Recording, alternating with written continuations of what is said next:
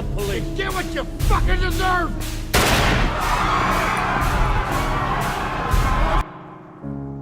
Somebody in a sleep lab just stopped typing mid-sentence. Not because the machines broke, because they didn't. Because every single reading on that screen said you should be a wreck right now, and you're not. And nobody in that building can explain why. Here's what happened. A researcher who studies sleep for a living, the kind of person who spent a career staring at brainwaves belonging to astronauts and Navy divers and people who function on 4 hours because their job demands it, pulled up a dataset that included you. Just a normal week. Just your normal, unglamorous, forgettable week. And somewhere around 2 a.m. on a Tuesday that meant nothing to you, her eyebrows went up and stayed up because your deep sleep windows are short. Shorter than they should be, given what you carry.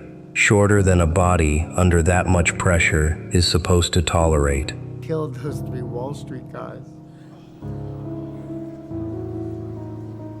And yet your cortisol curve the next morning looks like someone who slept 8 hours in a quiet house with nothing on their mind. That's not supposed to happen. That's the sentence she actually wrote in the margin. Not supposed to happen. 3 words, underlined twice, next to your data. You want to know the part that really got her? It wasn't one weird night. Weird nights happen to everyone. It was the pattern, months of it.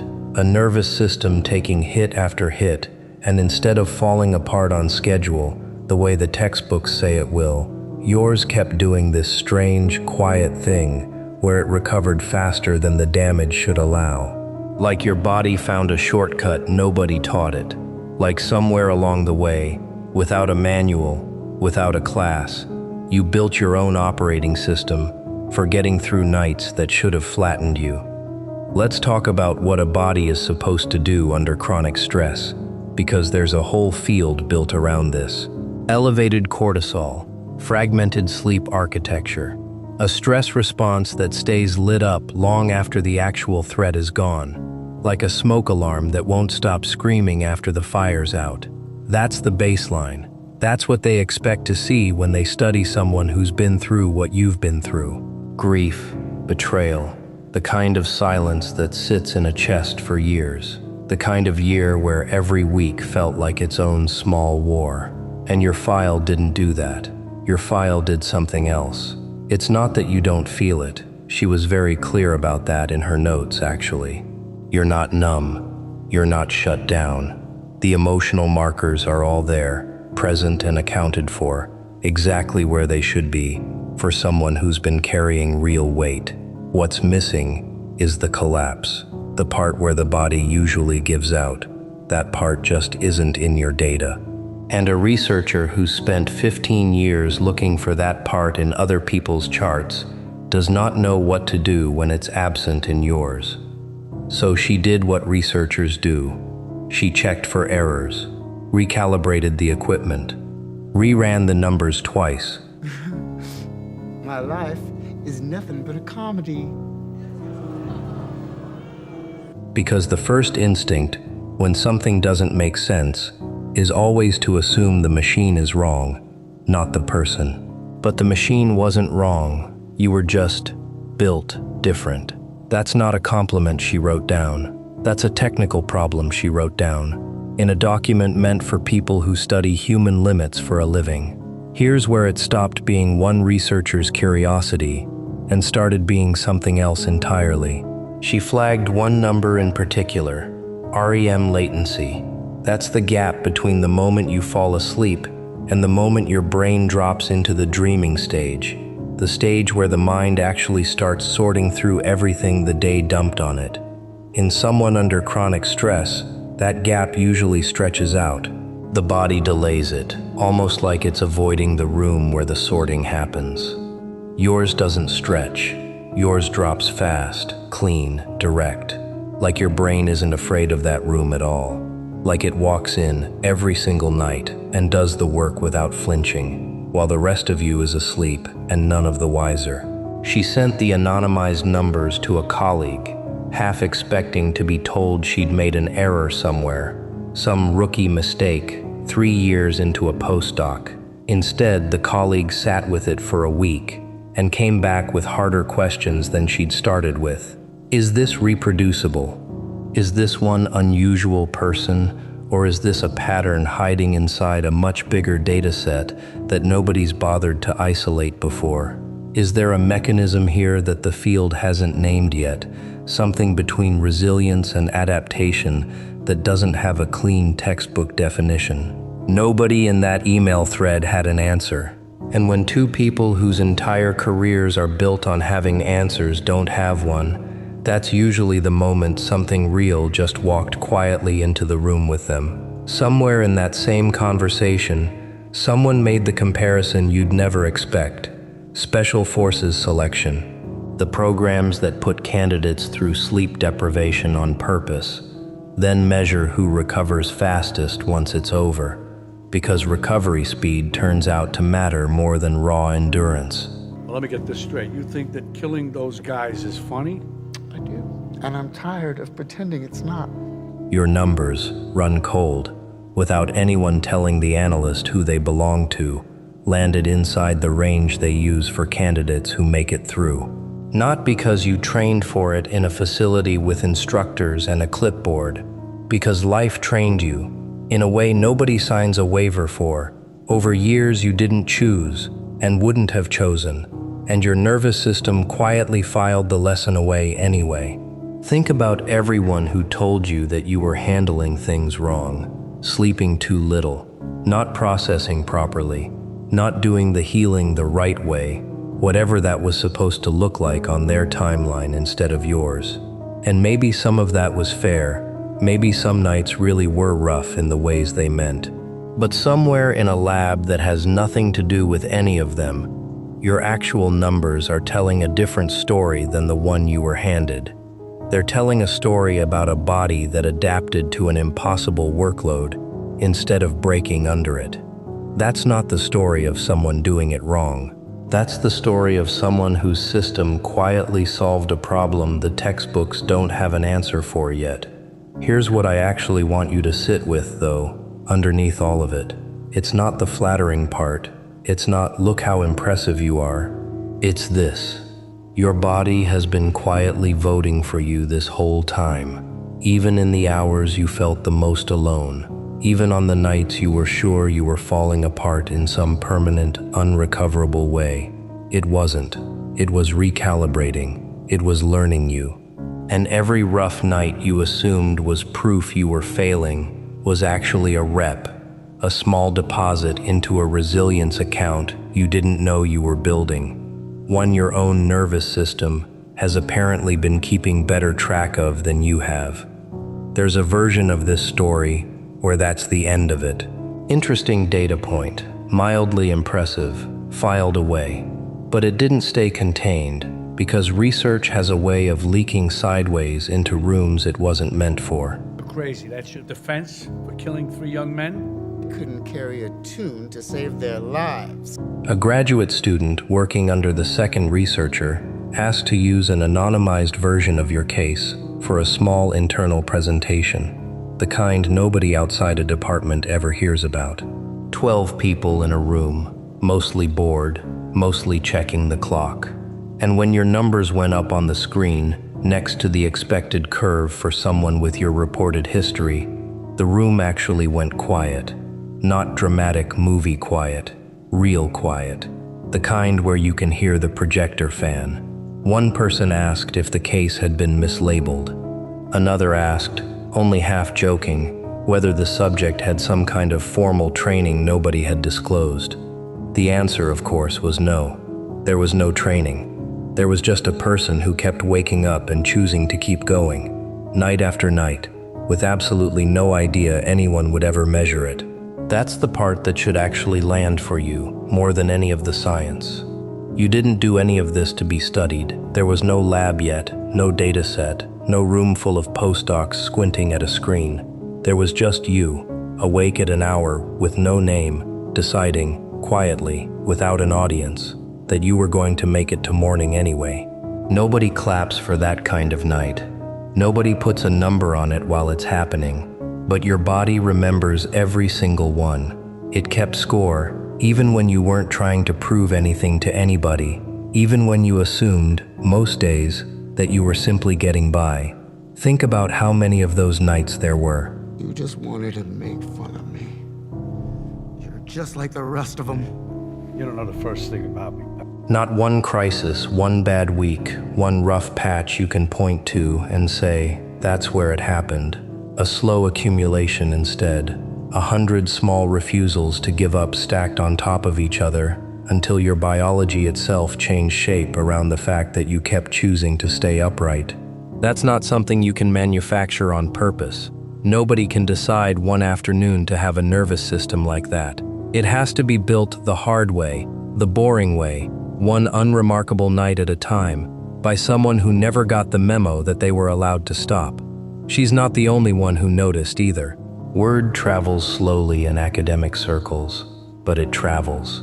A colleague asked to see the anonymized data, just out of curiosity, and came back a week later asking harder questions than the first researcher had. Is there a mechanism here we don't understand? Or did we just get lucky finding one outlier in a mountain of ordinary data? Nobody in that conversation had a clean answer. And when the people whose entire job is having answers don't have one, that's usually the moment something worth paying attention to is sitting quietly in the room with them, waiting to be understood properly, instead of explained away. Eventually, it went further than a hallway conversation. The first researcher presented a version of it, stripped of anything that could identify you, at a small regional conference, the unglamorous kind held in a hotel conference room with bad coffee and folding chairs. She wasn't trying to make a statement, she was trying to get feedback, the way academics do, half hoping someone smarter in the room would poke a hole in it and explain the whole thing away so she could stop thinking about it. Someone did try. An older researcher, the kind who's seen every trend come and go twice, stood up during questions and said, more or less, that outliers exist in every data set, and this was probably nothing more than noise, a fluke of measurement, not worth building a theory around. It's the kind of dismissal that usually ends a conversation. Except she'd already run the noise test. Twice. And it wasn't noise. She said so, calmly, with the numbers pulled back up on the screen behind her, and the room went a little quiet again. The same quiet from that grad student's presentation weeks earlier. The sound of a room recalibrating what it thought it knew. The skeptic sat back down without much more to say. Not because he lost an argument in some dramatic way, because there wasn't actually an argument to have. The data just didn't cooperate with easy dismissal, no matter how many times someone tried. Afterward, in the parking lot of all places, a sleep physiologist who'd been in the audience mentioned something that stuck with her more than the conference itself. In elite endurance sport, there's a concept called recovery periodization, the idea that some athletes, a small minority, seem to need dramatically less recovery time between hard efforts than the general population, and nobody fully agrees on why. Genetics plays a part, so does training history. But so, increasingly, does something researchers only half-jokingly call psychological load tolerance, a person's learned capacity to absorb stress without their whole system needing to shut down and rebuild from scratch every single time. Nobody's cracked the mechanism, but every so often someone shows up in a dataset who clearly has it, whether or not they ever set foot in a gym or wore a heart rate monitor in their life. You don't train for that in a facility. You earn it the way you earned yours, by living through the version of hard that doesn't come with a coach or a plan or a finish line, just a series of ordinary days that had to be survived one at a time. So no, you don't need a lab coat or a peer-reviewed paper to tell you what you already lived through. How about another joke, Murray? No, I think we've had enough of your jokes. What do you get I don't think so. when you cross I think a we're mentally done with ill? You knew, on the actual nights it was happening, exactly how hard it was. Nobody needs to hand you a printout to validate something you survived in real time, alone, without a witness. But it's worth knowing anyway, just for a minute, that somewhere out there, a person whose entire career is built on understanding the limits of the human body looked at yours and had to write down, in plain professional language, that you're operating outside what she thought the limits were. Not because you're superhuman, because you're the specific, particular, unrepeatable result of every hard night you didn't let win. And here's the thing, nobody in that lab will ever get to see, because it isn't the kind of thing that shows up on a printout. The mornings after those nights. The ones where you still made the coffee, still answered the message, still showed up somewhere you didn't feel like showing up, because that's what the day required, and you'd apparently decided a long time ago that the day was going to get you regardless of how the night went. That's not in anyone's dataset. That's just the actual texture of your life, quietly repeating itself, long enough that your own body eventually caught up and started treating it as normal operating procedure instead of an emergency. Somewhere in all of this, it's worth asking what actually happens to that file next. Because files like this rarely just sit in a drawer once someone's flagged them as unusual. The honest answer is probably not much, not immediately. Academic timelines move slowly. It might sit in a folder labeled for follow-up for a year, 2 years, before anyone has the funding or the bandwidth to chase it properly. That's not a letdown. That's just how research works, in unglamorous fits and starts, mostly invisible, mostly unfinished. But every so often, a case like this becomes the reason a whole new study gets designed, not because of you specifically. Because of what you represent inside a much bigger question, the field is only starting to ask seriously how some nervous systems manage to metabolize chronic hardship instead of being flattened by it, and whether that capacity can be understood, maybe even taught, instead of just marveled at from a distance. If that study ever gets built, it won't have your name on it. It'll have a number, an anonymized code, a footnote buried in a discussion section that 99 readers out of 100 will skim past without a second thought. And that's fine. That was never the point. You didn't live through any of it hoping to end up as a footnote in someone's future paper. You lived through it because the alternative was giving up, and giving up was never actually on the table for you. Even on the nights it would have been the easier. Good night. And always remember, that's more forgivable choice. Think about how strange it actually is when you sit with it for a second. Somewhere, right now, there is a folder with your initials or your case number on it, sitting quietly in a filing system built to study human limits. And the honest note attached to that folder says something close to, "We don't fully understand this yet, please revisit." That's not nothing. That's a professional, trained, skeptical by default person looking at hard evidence of exactly what you already knew in your bones, and admitting, in writing, that the textbook doesn't have a category for you. You've probably had people in your life try to hand you a smaller story than that. People who watched you go through something and quietly decided, maybe without even meaning to be unkind, that you were fragile now, changed for the worse, something to be managed carefully instead of trusted. Maybe you started believing a little of that yourself on the harder days, when the evidence in front of you was just exhaustion and static, and one more sleepless hour staring at a ceiling that had nothing to say back. It's easy to mistake a hard season for permanent damage when you're the one living inside it in real time, with no printout, no outside observer, no data pulled up on a screen to tell you otherwise. But here's what was actually happening underneath all of that. Whether anyone was measuring it or not, every single one of those nights was doing something, building something, teaching a body how to keep functioning under conditions it was never supposed to have to learn to function under. You weren't broken by the process. You were, in the most literal, physiological sense anyone can currently measure, shaped by it. And shaped is not the same word as damaged, even though from the inside, in the middle of a bad week, they can feel identical. Tomorrow you'll wake up and make coffee and go about your ordinary day, and nobody around you will know any of this happened. That's fine. That's kind of the point.